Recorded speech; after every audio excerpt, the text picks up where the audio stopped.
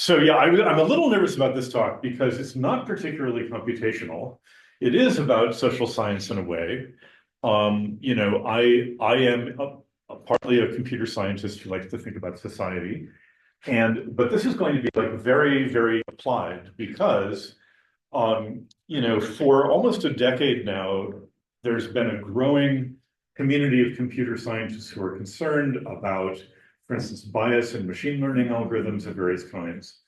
And you know, when I'm wearing my computer science hat, I'm mostly a theorem prover, but all the good theoretical ideas were kind of taken, right? So there's a big theoretical community now, which is tweaking various machine learning algorithms in order to achieve various statistical definitions of fairness. Oh, sorry. I'm the one who should apologize. Okay. And those people are doing good work. And if I had a good idea about that, maybe I would be working on that, but so far I haven't. Whoa.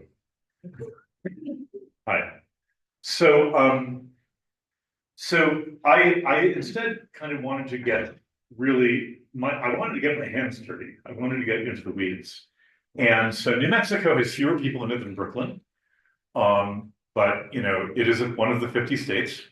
And we're here in the state capital. And I used to be involved in politics, so I know some people. So I basically called up my state legislator and asked to take him out for coffee. And he took me out for coffee, and he put me in touch with a former state Supreme Court justice who had been involved in the bail reform effort I'm going to tell you about, who put me in touch with a protege of his at the court administrative office, who put me in touch with people who are helping her with these audits of risk assessment algorithms for accuracy and fairness. And then a year after that, I found myself testifying in the state legislature, which is just 2 blocks that way. So it's been a very interesting process and very, very educational. So I'm going to try to address this, but more generally, I want to address this. So increasingly, both public and private entities are using what people are variously calling algorithms or machine learning or AI. And we can talk about those distinctions if you want, but to me, it's sort of one spectrum, really. I think of it as a continuum to make decisions about people that really affect their lives, the availability of housing, lending, employment, and also in the judicial system, punitive actions like, or the presence or absence of punitive actions, like should you be paroled, should you be detained pre-trial, which is what I'll talk about, and so on. And so there's a real debate about should we be using these tools? What kinds of transparency should they have? Are they in some cases better and fairer than humans? Should they be, what kinds of scrutiny should they be under? And just to lay my cards on the table, I'm kind of a liberal guy. So I came into this like, oh my God, these things are terrible. These evil algorithms are going to put people of color in jail. It turns out that my view now is much more nuanced. And I now feel like the real question is, are decisions that affect people's lives being made in accountable ways, ways that can be explained to the person affected and to the human decision maker being advised who makes the final decision? And I think that, these decisions can be accountable or unaccountable, whether made by humans or by machines. So my views have sort of turned 90 degrees. I no longer think machines bad, humans good, because as we all know, human decision-making is also a garbage fire. But, I think the question is, how much transparency and insight and accountability do we have into these processes? When can people contest these decisions? What kind of explanation are they due, and so on? So that's what I think. All right, here is a great group of people, many of whom are at the Santa Fe Institute, some of whom are at the University of New Mexico, some of whom are elsewhere. And this is this little working group we have.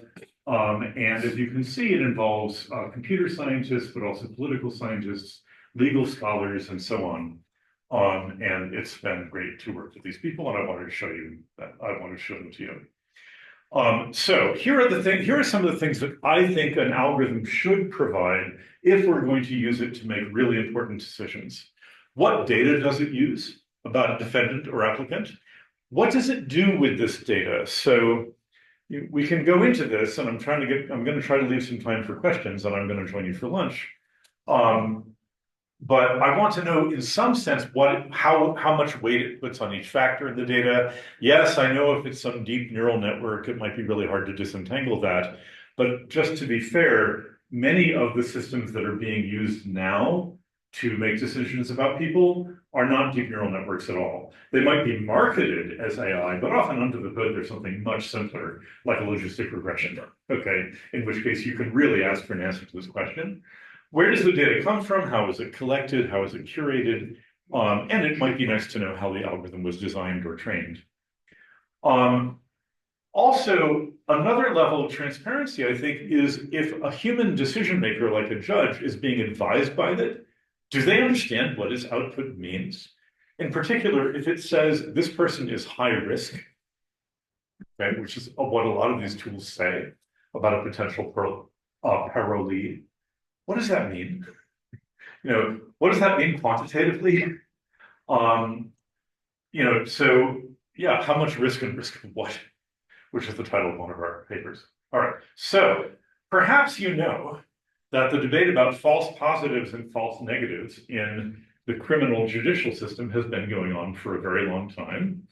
This is the great jurist William Blackstone, who was very concerned about false positives, where we jail someone even though they're not dangerous or not guilty. Says it is better that 10 guilty persons escape than that one innocent suffer. So a lot of, the Benthamites and utilitarians actually really hated him because he's like, or come on, like guilty of what, suffer how, for how long? I mean, this is pretty unclear. But this is spoken by someone who thinks that, if the government takes action against an innocent person, that's really, really bad. Here's another thinker. But given recent events, I've decided to use a nicer picture. He was referring to these enemy combatants that were imprisoned at Guantanamo Bay and saying that, he's much more concerned about a false negative where we let someone go who then does something terrible. And, there's my tongue is a little bit in my cheek here. But, speaking again of like liberal bias and learning curves, I mean, I've been in legislative meetings where one of the people testifying in favor of a more punitive policy is the mother of a son who was killed by a pretrial defendant who was released by the judge. So those things really do happen. And they are rare, but they really do happen. And I think I used to sort of sneer at, we shouldn't govern by anecdote. I don't feel that way now. I mean, that is a real human event which should have enormous weight in our thinking. I just think we should also put some weight on a lot of the many other human events that are less terrible, but much more numerous. And I'm kind of getting ahead of my slides here, but when you're detained pre-trial, you're often in there for a year. And you lose custody of your kids, you lose your house, you lose your job, probably your marriage. And, so it's very consequential for you. There are some studies claiming that it then, for what it's worth, makes it more likely that you'll commit crime in the future. But in any case, that's not the same as being killed, but it's a big deal. All right, so a quick rundown. There are almost 500,000 people in jail at the moment. These are local jails, not state or federal prisons. They're often worse places than prisons, actually, because they're often kind of amateurishly run by a local city or county. And these are people who have not yet been found guilty of the crime of which they're accused. So that's, about 1 out of every 1,000 people living in the United States are currently in jail for something they've not yet been found guilty of. They are disproportionately low income and people of color. As a footnote, I would say that I think that people on my side of the political fence sometimes confuse two things that are related but are not the same. One is that disproportionately we put Black people in jail. The other is that we put a ton of people in jail. So these are both problems. They're not the same problem. And I personally would like to change both of those. So I already said that, and I already said this. So a few people really do terrible things when released. And so this creates a sense that, oh, there's this revolving door. So a friend of mine, David Ball, who is a legal scholar, points out that he has a wonderful paper called the Peter Parker problem. So in one of the Spider-Man movies, right, there's this burglar. This is before Peter Parker's become Spider-Man. I assume you know what I'm talking about. And there's this burglar that runs past Peter Parker, and there's a cop chasing him. And the cop says, "Why didn't you stop that burglar?" And Peter Parker, at that time a callow youth, says, "Not my problem." And then that burglar later, spoiler, kills his Uncle Ben. Yeah, right. So of course, in his mind, there's this very clear counterfactual. If only I had done something. And I think the same thing is true here, right? You had this guy, you had him in custody, and then you let him go and he did something terrible, like maybe he killed my son. So like, why didn't you keep him in custody, right? So it's a very clear, simple counterfactual. Of course, as we'll see in a moment, this is not the dominant source of crime, right? And I think the point is that crime in general has much more diffuse and difficult to understand and address causes. But this is sort of so clear, like, why did you let him go? That it is very salient in people's minds and in policymakers' minds. So anyway, there is a current agreement that some people are dangerous enough to be detained pretrial. You might wonder, is this constitutional? And yes, it is, since the Rehnquist court during the Reagan administration. And they found, although they said it should be carefully limited, that it is constitutional to detain someone before they've been found guilty if there is other evidence that they are dangerous to the public or that they're unlikely to show up to court. You're not really allowed to hold the trial in advance, but maybe there's other evidence, like they've done bad things in the past, or there's evidence that they've bragged that they're going to kill the witness or something like that.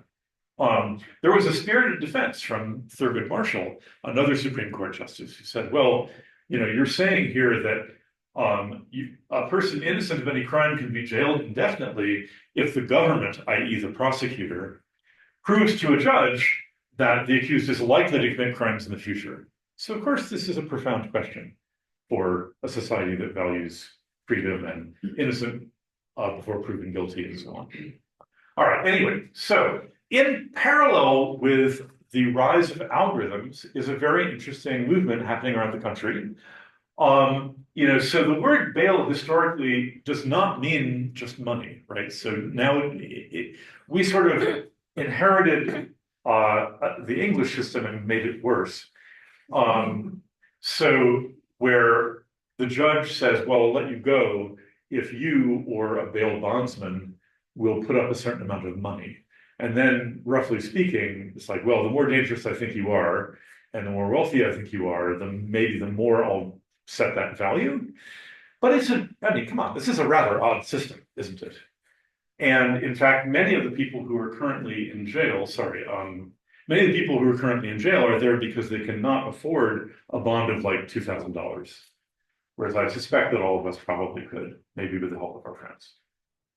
So a number of states, including New Mexico, have been trying to reform the system and saying that, well, we should detain people if they're really dangerous, whether or not they have money, and we should release people who are not, whether or not they have money. And so, in fact, we amended the state constitution here by a vote of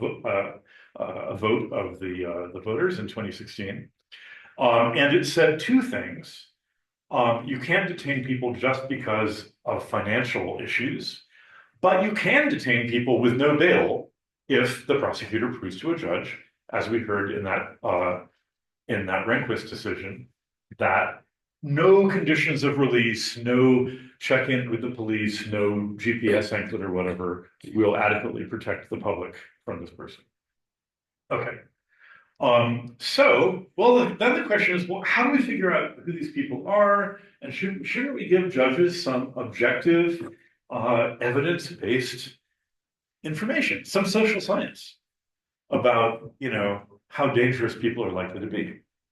So there are now a bunch of tools out there, or algorithms, or I would call them kind of baby AIs. And here's the one being used in New Mexico and about 40 other states. It is called the Public Safety Assessment. And the algorithm is there. If you have a prior felony conviction, you get a point. A prior violent conviction, you get, 2 points, especially if you've done it multiple times. Prior failure to appear, and so on. This was developed by a foundation called the Arnold Foundation, now called Arnold Ventures, which is, a nonprofit sincerely interested in criminal justice reform. They want to make the system more humane and fair, so they have roughly the same biases as I do. They developed by, looking at some training data from a couple of 100,000 cases around the country and just doing a linear regression, basically, about when you release someone, how often do they get rearrested for a new crime? That's our definition of new crime, is getting arrested for a new crime. Obviously, there's a footnote there. Lots of crime doesn't lead to arrest and doesn't get reported, especially domestic violence and child abuse. And presumably some arrests don't correspond to actual crimes. But, it's the data we have. I guess that's what we'll use. We don't know the ground truth really. Okay. So that's sort of the state of the art in this area. And they did some linear regression, and then they chose some features, and then they rounded the weights to integers to make it really easy to use. And there it is. And so it produces a score, and this is intended to offer something to the judge about how dangerous they are. It actually produces different scores, one for new criminal activity, i.e. rearrest, one for failure to appear, because these are not the same kind of risk, and they don't have the same kinds of factors. And they produce a separate little thing called a new violent criminal activity flag, if you think that they're at risk of committing a new violent crime. All right. So this thing is out there. It's some interesting things about it. It doesn't use past arrests. It only uses past convictions. And this is out of, I think, a combination of statistical evidence and perhaps some policy views that arrest is just a very noisy signal and possibly a more biased signal than conviction is in our society. So it doesn't use that. So back to this point about, are these evil algorithms putting people unfairly in jail? Well, actually here, and I suspect in many places, the debate is precisely the opposite. The debate instead is that the district attorney, the prosecutor, is saying, you're giving this guy a really low risk score. You're crazy. He's a really bad guy. We know who he is. We know what he does. And yes, he has no prior convictions, hence the low score, but that's because he intimidated a witness last time. So we weren't able to get the witness to testify. Now that might all be totally true, right? And so I would never advocate that something like this be the only input, but happily in our legal system, the prosecutor can bring all that individualized evidence to the judge and try to convince them. And the defense, conversely, can say, yes, he has 3 past convictions, but now he's completed his GAD and he's in culinary school and taking care of his kid's sister. And the judge should listen to these things. So this is going to be, at very best, a kind of baseline score for the average risk of defendants with similar criminal records. Okay, it's no more than that, but it's also no less than that. And I actually think it has some value, because what used to happen was the prosecutor would come to the judge and say, Judge, this guy is accused of X. Everyone knows that everyone accused of X is a really bad guy, so you should keep him in jail. And it turns out that that's often not true. Okay, that in general, a lot of defendants are just not as dangerous as we think they are in the kind of popular parlance. So if it encapsulates that fact, that's maybe helpful to the debate. Anyway, it's a very interesting thing. So suppose a judge gets a little interface we no longer use these emotionally salient colors in New Mexico, but some jurisdictions still do. And you're told, oh, this person is a 5 or a 6. They are an orange person. They're a red person. What does this mean? Oh, and maybe there's even a little red stop sign that the new violent criminal activity is also there. So, I mean, of course, this is like, you know, in the mind of any judge, you know, think of not just the moral risk, but also the political risk if you are an elected judge, which is a strange tradition we have in this country. Yes, I guess my counterparts at the early part, at the turn of the previous century this is partly their fault, the Progressive Party, the People's Party. Anyway, but you know, judges are really bad at translating this kind of thing into any quantitative probability. So if I asked you off the street, you know, if a defendant is labeled high risk, what do you think the chances are that they will commit a new crime if released? And again, we're just talking about in the period between their arrest and the conclusion of their case, a trial, or much more likely nowadays, a plea deal. And, you know, I think you would probably say, I don't know, 80%, 90%, certainly more than 50. Well, it turns out it's 30. That's high risk. And that's the total probability of arrest for anything, as we'll see in a moment, ranging from a high-level felony, which turns out to be very rare, all the way down to a petty misdemeanor. So, yeah, that's what it means. And, all right, so, okay. What happens with these scores? And again, this has changed, this is sort of typical. You have this failure to appear score 1 through 6, this new criminal activity score 1 through 6, and then when a jurisdiction decides to adopt this system, they sit down with a stakeholder committee with like the police chief and the public defender and the district attorney and so on. And they say, well, what shall we do? Or what shall we suggest to the judge should be done with someone with a given score or combination of scores? And so these are things like, you know, release on your own recognizance, but with pretrial management level 3, which might mean you have to check in once a week with your supervision officer. This might be, you have to wear a GPS anklet to track your movements. And then up here, the stakeholders might say, well, we're just going to recommend detention to the judge. So, you know, this is a policy decision. This is really important to notice, right? Coming up with these scores and figuring out how to come up with scores that are correlated with the risk of rearrest, that is science, right? It's very noisy science, very fraught science, but it is science. This is policy, though, you know, about what should we do. And of course, we have very little data on whether things like wearing a GPS anklet actually protect people.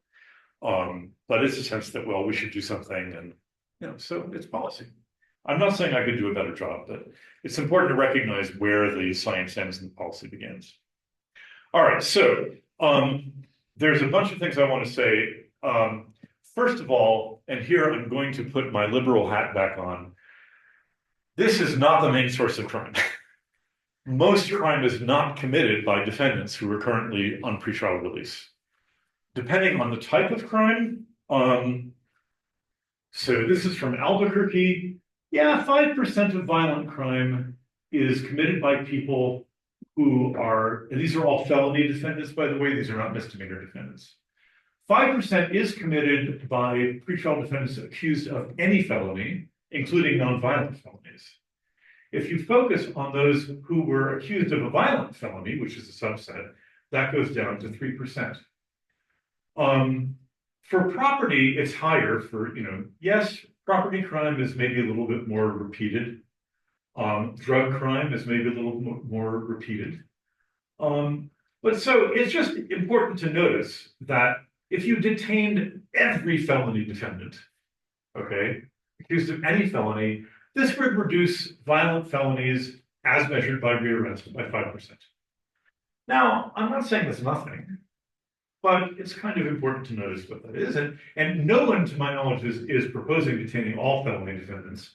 That would almost certainly be unconstitutional, and we can't afford it because detaining people is rather expensive. You know, a little less expensive than staying in this hotel, but, you know, not that much less expensive. So if we detained all defendants accused of a violent felony, it would reduce violent rearrests by about 3%. So, of course, if a police chief reduces crime by 3%, they would be very happy about that. So I'm not saying this is zero. I just want people to know what it is. I'll skip this slide.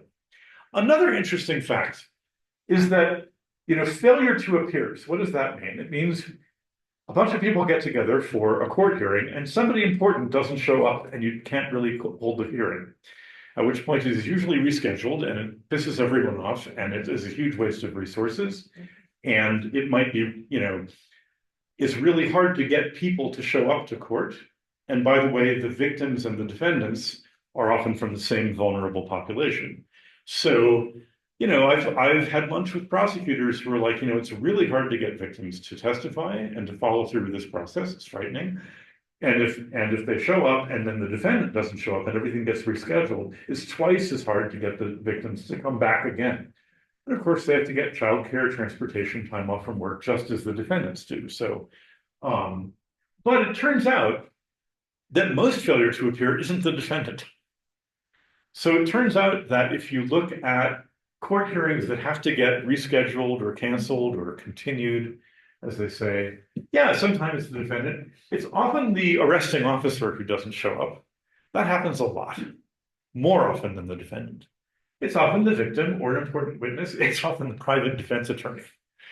So this is important. Again, several of these people have a legal obligation to show up, but we tend not to be really hard on officers who don't show up. And this is one of these things that I promise you, if you talk to people involved in your local court system, they all know this. They all know this. They all know that often the victim doesn't show, the arresting officer doesn't show, even when the defendant does. But this is the first quantitative study of it, and it came out last year using data from Philadelphia.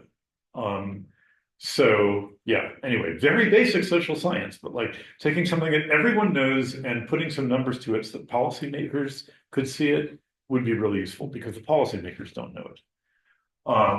Anyway, so, right.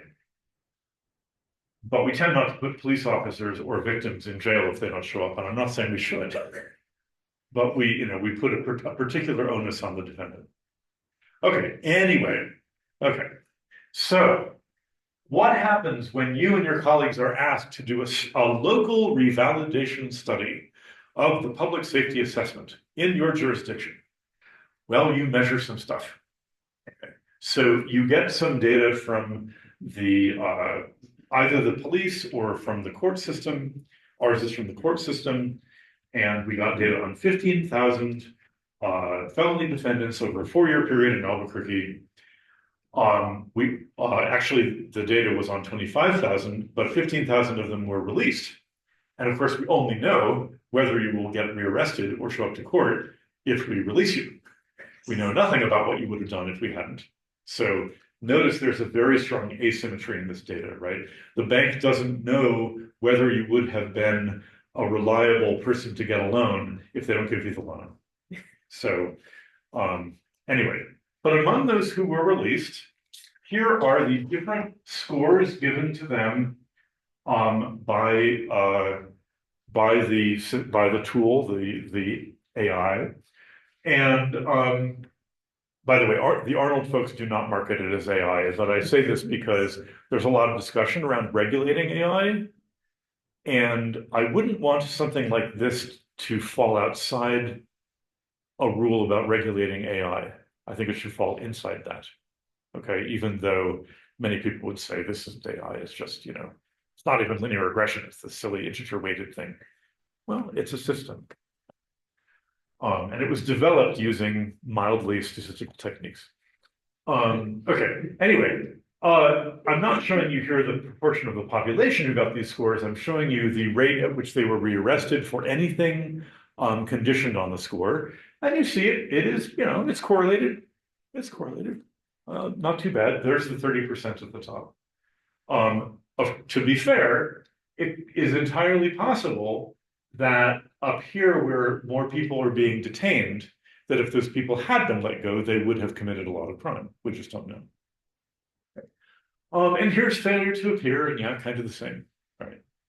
So again, it would be fun, kind of fun to give private attorneys a failure to appear risk score. All right, so one thing I want to say is that it's really important to do revalidation studies in each jurisdiction. So here is the same data. I hope this isn't too confusing, but here the bars are these same rearrest rates in different data sets. The blue on the left in each case is the training data that the Arnold folks originally used. So one thing that's kind of interesting is, you know, when they present their tool to policymakers, they say, well, we've found that the rearrest rate for people at the highest risk score is about 55%. Well, a bunch of jurisdictions have found that it's more like 30 or less. Okay, so that's kind of important, I think. For some reason, the rearrest rates are really, really high in San Francisco and Los Angeles. I don't know why, right? I can think of several just so stories, right? A liberal might say, oh, well, this is because they're arresting too many people for minor things and these are crimes of addiction and homelessness. That might be true.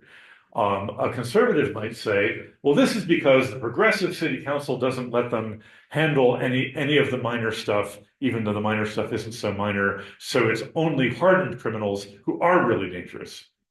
That might also be true. I don't know, because these are just totals and the publicly available report doesn't tell me what they were arrested for, just the total number of arrests. Anyway, so that's interesting. Okay, good. Then you continue, and because of the concern about racial bias, you say, oh, well, let's make sure that it is in some sense fair to different racial subgroups.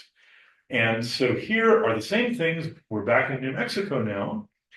And now we look at the rearrest rates conditioned on your race. We use Hispanic around here and not Latinx. Most Native Americans, or a lot of Native Americans here call themselves Indians. But anyway, so these are the current things in use, in case you're worried about the terminology. And there's big error bars here. We were proud of the fact that our study was the first one to have a significant Native American and Hispanic population. As you know, around the country, we mostly use this classic American racial binary because of our history with racism and slavery and so on. But here we were able to break it out a little more. Okay, so now what do you say about this? There's a lot of scatter. There are some, looks like significantly lower rearrest rates among the Native American population. It's pretty noisy. We're trying to look at this further. But given the error bars, we don't see a really clear signal here of bias, and what would we see? So there are a number of jurisdictions where there's clear evidence that Black people get their cars searched more often than white people. And conditioned on being searched, Black people are less likely to actually have contraband found in their car than white people. So that's pretty clear, right? That suggests that the police are, to the extent that police are using some mental threshold of how likely it is this person's carrying contraband, that threshold is lower in their minds for Black people. So they're searching Black people who don't need to be searched, or not enough white people. So if there were a really strong bias here, in one sense, then what would happen is that for instance, the people of color, these rearrest rates would be lower, and that would indicate that we're giving them scores that are too high. We're overestimating their risk. So this notion of fairness is called calibration. And, I guess the interpretation is that if you're a judge and someone comes before you with a 5, you want to know that the riskiness of them doesn't depend on their race. On the other hand, yes, we're not using past arrests, but there's a really good argument to be made that there's lots of historical bias, and if past convictions have been biased so that people of color have more convictions, they will have higher scores. And if present-day police are also biased, they will get arrested more often, creating in a circular sense a picture of accuracy, right? And the right thing to say here is that this measure of fairness does not address that. And that may well be true, and we would need other kinds of studies to tell that. Okay. Anyway, so these are some of the bar charts you put in your report. By gender, we did notice a systematic decrease in the risk of rearrest for women. Okay. Anyway, I'm a little bit running out of time, but I said at the beginning, well, risk of what? How much risk and risk of what? And so lots of legal scholars have raised this point, including before risk assessment algorithms or tools showed up. So even back in the 1984 Bail Reform Act, it says judges should consider the nature and seriousness of the danger. I hate slides with a lot of text. I'm sorry. I tried to make some things bold. The risk could be anything from a petty or traffic offense all the way to homicide. It would help to know which. What likelihood of what outcome during what period of time justifies pretrial detention? So like if God came down and told you, for sure I'm going to trespass, does that mean I should be detained? I don't. If God came down and told you, for sure I'm going to, violently assault someone, yeah, probably. But which is it? National Academies in a study of post-conviction recidivism says, stop it with the simple binary outcomes. So we went back and we made this bar chart. Look how sophisticated the science I'm doing is. Oh my gosh. So sophisticated. So all we've done is break up the bar chart I showed you before by the severity of the new charge. Down here, maybe I should have done this in opposite order, but first-degree felonies are a pixel that's hidden in the x-axis there. So the rate of rearrest for first-degree felonies is about 1 in 1,000. There were 15 out of 15,000 in our data. There are some second and third degree. They're around 1%, a couple percent for third degree. The biggest block is fourth degree felonies. So of course, by the way, this varies from state to state, what we call a third degree or fourth degree felony. As I understand it, if we're in a bar and I slug you, that's a misdemeanor, maybe even just a petty misdemeanor. That's the purple and the gray. So you see about a third are for misdemeanors or petties. If I kick you once you're down, then it starts to be a felony and so on. Because then I'm really intending to do grave bodily harm to you. Or like if we are working together in an office, I throw a stapler at you, the misdemeanor or felony boundary has something to do with, was I really trying to brain you or were we just joshing around? So as you can imagine, it's, if it hinges on intent, this could be a rather subjective perception. Anyway, so again, I'm not saying that risk of a fourth degree felony doesn't possibly mean that you should be detained. Fourth degree felonies are bad things. You shouldn't do them to people. But I just want judges and policymakers to know, because the way it works is the DA gets up in front of the legislature and says, we arrest these bad guys, they're murderers, they're, repeated burglars and so on, and 20% of them get rearrested when they get released. It's like, that's true. But, if you add up all the violent felonies, for what it's worth, if you want to focus on violent felonies, that goes down to about 3%. 3% is not nothing, but it's not 20. So anyway, okay. Roughly the same pattern happens even with violent crime. So what about failure to appear? This is another, so maybe you see the shtick I'm going here for. So if you were machine learning people, maybe some of you are, here's what I would say. The classic machine learning person says, I would love to work on the societally important problem. Please send me an Excel file or maybe a JSON or a CSV with the data. I will find patterns in the data and then we will make society better. So if the data you send me has 1 bit for rearrest, and 1 bit for failure to appear. What does that mean? Failure to appear means you missed 1 or more of the hearings in your case. There are often 4, 5, 6, 7 hearings in a case, so it means you missed 1 or more of them. The classic machine learning person will say, okay, thanks for these zeros and ones, I'll get to work. I think that's not enough. That's just not an intellectually responsible or even intellectually curious stance. They should say, gee, are there different kinds of ones? What do these ones really mean? Do you have data on that?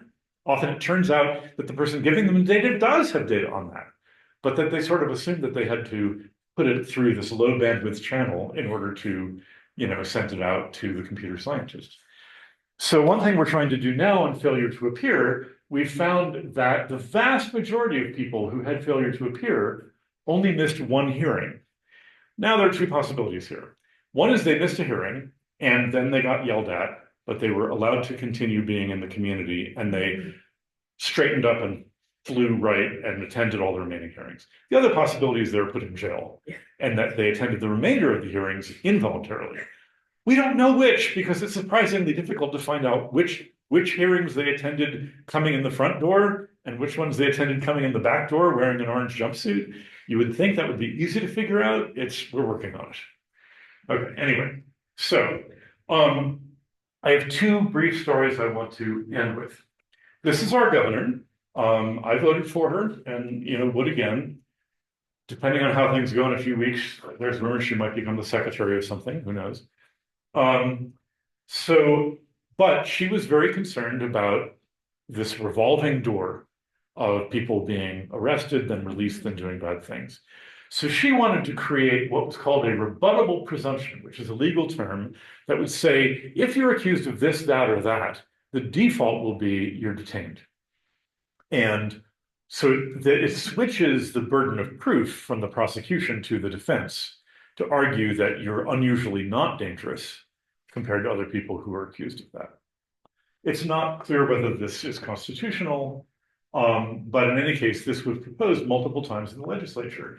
By the way, former Mayor Lori Lightfoot, I think, a progressive Democrat, our governor is also a Democrat, said basically, our DA is really selective in who they charge with violent crimes. So she basically said, if the DA says somebody has committed a violent crime, I think that is in itself enough evidence to detain them. And then, the judges and so on said, what, are you crazy? This is unconstitutional and so on. But, this is a bipartisan thing. Anyway, well, we realized that we can treat proposed laws as algorithms. And we can measure the accuracy of that proposed law. What do I mean? Well, we had all this data that the court gave us to look at the PSA and measure its accuracy. Well, we could then go back retrospectively and say, gee, here are all the people who were released before who would, under this proposed law, not have been released. And here is the fraction of them who were actually rearrested for something bad. And I love this. I don't know if this sounds like really simple and obvious, but I love the idea of laws being treated as algorithms. And if we want algorithms to be examined for accuracy and fairness, well, so should laws, shouldn't they? And often we can do that in a quantitative way. And, I think policymakers don't usually think, gee, is my proposed law accurate or not? Right? They mostly think about, is this the right thing to do? And I respect that. I'm not a pure consequentialist in my ethics. I do plenty of things, or try not to do plenty of things, because I think they're right or wrong, regardless of the consequences of doing them or not doing them. But if a policy has a falsifiable claim attached to it, that we think this will, lower crime without wildly increasing the jail population, that's something that should be subject to scrutiny. So that's social science, right? So anyway, we found that these are various permutations of these proposed laws. We said, okay, these people you're jailing, this is the fraction of them that wouldn't have been rearrested at all. This is the fraction that would have been rearrested for a violent felony. And, it's like 9%, 8% or whatever.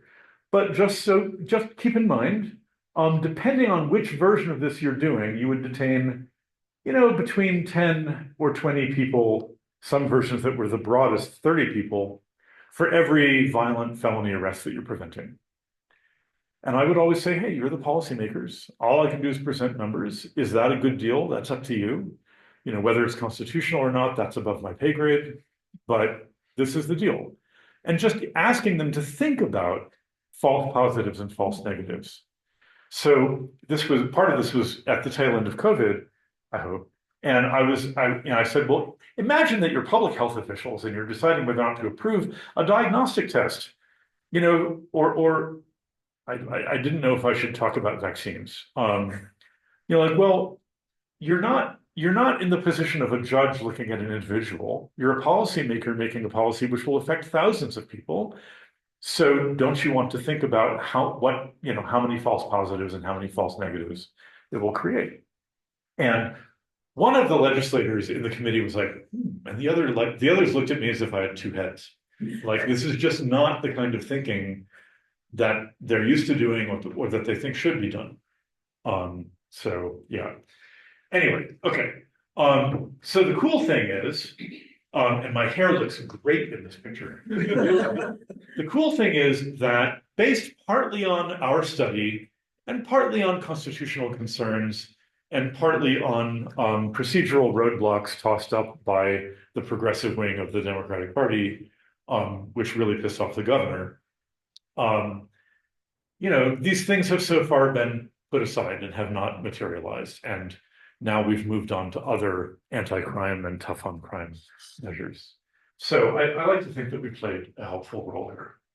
Okay, I'm kind of out of time, but sitting in my garden with my cats, I was like, oh, I want to say something about housing. I'm not really going to say anything about housing except to say, one of my pet peeves with our community, which is all of you and my friends at the Santa Fe Institute and kind of modelers, complex systems people, is that whenever we think about housing segregation, we say, the Schelling model. And I mean, the Schelling model is interesting, but, you know, it's good to read Schelling's paper. And right there on page 3, he says, this is quite possibly one of the less important mechanisms for housing segregation in the United States, given that throughout much of the 20th century, there were laws at the federal and local level explicitly saying white people, but Black people can't live here. And by the way, some laws saying white people can't live there. Bank, you know, anyway, I hope you all know this. I like to point this out. It isn't all about bottom-up, self-organized behavior, you know, networks of peers affecting each other. Sometimes it's about good old-fashioned top-down policy. But anyway, and this is a good book about that. Yeah, I read, somebody said on a tweet, like, when someone from Silicon Valley says they did a deep dive into something, it means they read a book. So I read 2 books. Anyway, so there's a concern, again, that if algorithms and AI systems, especially if they are opaque rather than transparent, are being used to make decisions about housing, that even without any ill intent on anyone's part, there could be there could be bias. So like these redlining maps, of course, were created so that instead of explicitly saying, don't loan money to Black people, you can say, oh, don't loan money to people who live in that neighborhood. It is a declining or hazardous neighborhood, right? So that was a deliberate policy, but it's this use of proxies. It is facially neutral, as the lawyers say. It doesn't have race in it explicitly, but it is, in that case, deliberately using a variable strongly correlated with race, namely, where do you live? The danger now is that these AIs are consuming huge amounts of data, including perhaps your data from your credit card company and from Amazon and from, they know whether you shop at Albertsons or Whole Foods. They know everything. They know whether you drink beer or Chardonnay and what kind of music you listen to. And so they might, in theory, on the basis of that, say, oh, you would not be a good candidate for my apartment house, my apartment building. But it could be that the landlords don't know that it's biased. The landlords aren't trying to be biased. They don't know what goes into the algorithm. If there are several layers of kind of aggregation, then kind of the nearby layers might not know, right? So there's a concern about this, especially in tenant screening. Of course, to a first approximation, no young person can afford an apartment unless they work in the tech industry right now. But, you know, given that we have such a short supply, we're worried about bias. And the tenant screening industry is this kind of new, kind of not very well regulated industry. So here's a case, and I'm almost done. How are you going to audit one of these things for bias? Well, one of them is it's a black box, but you get to observe what it does. Okay. So this is how mortgages work. So we have a thing called the Home Mortgage Disclosure Act, or HMDA. And so every mortgage provider has to give a easily downloadable and freely downloadable list of who they said yes to and who they said no to. And if they said no, a little narrative about why, and some information like income and demographics. So this is a little bit of a foot in the door, right? So if you noticed that a whole lot of people were being turned down, apparently because of their race, especially if they had the same income as other people, then, this would be a signal that maybe you should bring a lawsuit with the Fair Housing Act. We have no such thing for tenant screening. And also the tricky thing is this does not establish something that the Supreme Court said you need to prove discrimination, which is a robust causal nexus between the business practice and the disparate impact on the protected group. I don't know what a robust causal nexus is. I'm pretty sure the court doesn't either. It certainly does not have a quantitative definition. But for instance, one thing that really does happen is that, if I sell really expensive apartments and only white people seem to move into them, I might say in all sincerity, it pains me greatly that only white people can afford my apartments, but that's the kind of housing I build. And that inequality in society is not my fault, so I'm not discriminating. And there's a defensible argument there, right?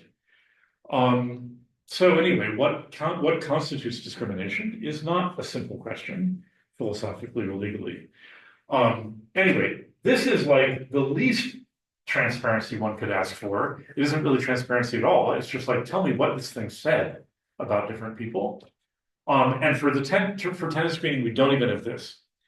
Here is a bit more. This computer scientists call this black box access. This is where it's still a black box, but we get to put things into it and see what it does. Right, so this is what social scientists do with matching studies, where you send two identical resumes to an employer. One of them has at the top Bruce Smith and the other has, Lakeisha something. And then you get to see who gets the call back from the employer, right? So you're deliberately creating fictional inputs. Well, guess what? The companies don't want you to do this. And when you clicked OK, you agreed not to. Because they say, we don't want you to reverse engineer our product. Well, that's exactly what you're trying to do, right? You're trying to put in fictional applicants, fictional advertisements to see what it does. And some people at Northeastern University in Boston did this with Facebook, with fictional ads for jobs and so on. And they saw, oh, it's kind of interesting. Facebook is targeting these to people with African-American cultural identity if they're ads for bail bonds and not if they're ads for software engineers. And Facebook got in hot water over this, as they should. To be fair, the humans buying the ads on Facebook want to do exactly this kind of targeting, right? And they want to do it not necessarily because they're racist, because they're just trying to find the consumers who will respond the most to this ad, right? That's what we all want to do. So anyway, it's also, if somebody is hoovering up your Amazon data, then to do this, we'd have to create a fictional Amazon profile for you. And that sounds like it might be a little difficult to hack into their systems. This is what I want. I don't want the box to be black. I think that for really important things that affect people's lives and constitutional rights, I really question whether black boxes are okay. I want to know what data you're using about me, something about what you're doing with this data, and why I got a yes or a no. Now, this is much more than the industry is willing to provide. They say, hold on, these are our trade secrets, this is proprietary, this is intellectual property. And judges are typically very deferential to industry when it says that. This might just be pie in the sky, maybe banks will never agree to be this transparent. But if the government says you should be put in jail, even though you haven't been found guilty, I think total transparency is required. So there I am. Thank you